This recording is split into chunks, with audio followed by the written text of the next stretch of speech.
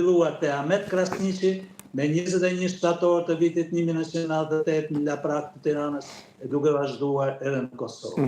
Të gjitha këto vrasje janë vrasje politike, nuk janë vrasje që për hakmarrje ose për gjakmarrje. Prandaj dhe ato duhen sqaruar. Do t'i sqarojë apo jo, përfshihen apo jo në akt akuz, do t'i sqarojë apo jo gjykata, do marrë vendim apo jo gjykata, dhe ende nuk e di. Por nëse ka fakte dhe prova për këto, gjithkush duhet të mbajë përgjegjësi. Në kuptoj, por duke bërë se u bë ndarjen, profesor, me krimet ndaj serbëve dhe ato që janë bërë për arsye politike që mund t'ja bërë mes shqiptarëve. Por edhe nëse provohen, çfarë ndodh me luftën UÇK-s? Të fundit flasë. Nëse provohen vetëm krimet kundër shqiptarëve, me UÇK-n nuk ndodh asgjë, sepse nuk janë krime të UÇK-s, por janë krime të disa personave nëse provohen gjithmonë. Po, gjithmonë flas. Të disa personave. Jo, edhe unë pyeta me që ju e bë të ndarjen dhe prandaj duhet ndajë pak këtu, po. Po janë krime që janë bërë me qëllim likuidimin e kundërshtarëve politik për pushtet. Në modelin e luftës gati civile të mbas çlirimit të Shqipërisë midis forcave reakcionare, si që quhen të komunizmi, dhe forcave partizane ose forcave komuniste. Dhe është i njëjti model që është përdorur, se kush është fajtor për këtë, unë nuk mund të vengishtoj. Por fakti është se edhe në Kosovë u përdor modeli i luftës, afërsisht luftës civile, që ndodhi në Shqipëri në fund të vitit 1944 dhe gjatë vitit 1945, e pak vite edhe më tutje. Kjo ndodhi në Shqipëri atëherë, kjo ndodhi në Kosovë mbas luftës për çlirimin e saj, dhe kjo do të thotë se ne nuk kemi zënë mend, ne kopjojmë historinë e keqe ose historinë e dhimbshme të kombit tonë dhe pastaj shkaktojmë tragjedi të reja.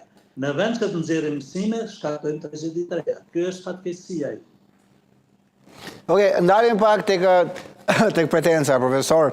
Ajo pjesa që ka bërë dhe xhiron e botës, deklarata e prokurorit që James Rubin, Wesley Clark nuk e njihnin ashim thashin, pra i besonin para ditës, ai kishte një mask përpara tyre. Si u duk kjo, ose që Xhep Selimi bashkëpunonte me Adem Jasharin. Domethënë nuk e di, këto deklarata që për ne shqiptarët janë nuk di çfarë emër t'i vëmë. Unë besoj që ajo deklaratë është deklaratë pa vend. Nuk e konsideroj në krahasueshmëri të asaj që përmend kryeministri, sepse edhe prokurorët njerëz janë, mund të bëjnë deklarata të pa vend, por mendoj që deklaratat e Wesley Clark, të James Rubin edhe të tjerëve të cilat unë i kam ndjek me vëmendje, kanë qenë deklarata përgjithësuese për dhe opinioniste dhe jo deklarata faktike, dëshmi konkrete me të cilat mund të bazohet vendimmarrja e një trupi gjykues.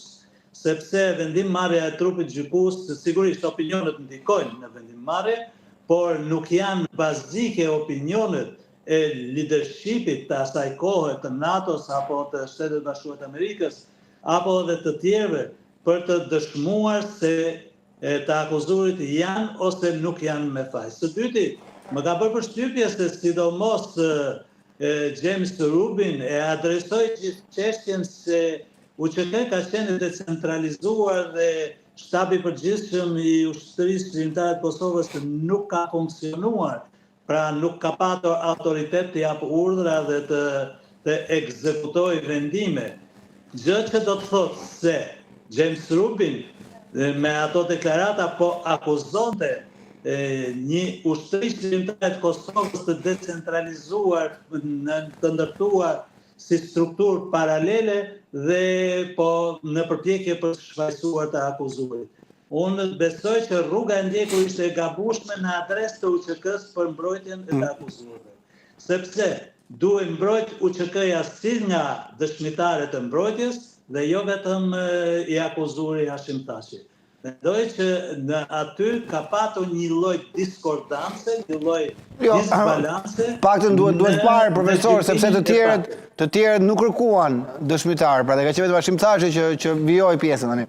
Çfarë duhet bënte? Çfarë duhet bënte? Duhet ishin fair. Duhet dakord, po ata pyeten për Thacin, ai ka sjell dëshmitarët, për sa kohë tjerët nuk kanë dashur, çfarë duhet bëj? Nëse zoti Thaçi mbrohet personalisht, atëherë ne duhet ndalojmë tek çështja personale e zotit Thaçit dhe nuk ka pse të shkojmë dhe të shtrihemi tek përgjegjësia e ushtrisë zyrtare të Kosovës. Nëse zoti Thaçi pranon se s'ka patur asnjë rol në këtë kohë dhe fajsohet, atëherë do të thotë që fajsimi dhe përgjegjësia është personale e zotit Thaçit dhe jo e ushtrisë zyrtare të Kosovës. Dhe në këtë rast nuk ka se pse opinioni publik të markohet me idenë se po dënohet ushtria zyrtare e Kosovës. Nëse ose Hashim Thaçi duhet marrë përgjegjësi personale, ose dhe jo dëshmitarët e tij, sigurisht me porositë të tij, ta transferojnë përgjegjësinë tek dikush tjetër. Kjo është e përgjithshme. Unë kam për parasysh komandant Drinin, Ekrem Regjën, i cili është vrarë në vitin 2000. Kam dëshmitar, i cili e ka paralajmëruar 3 ditë para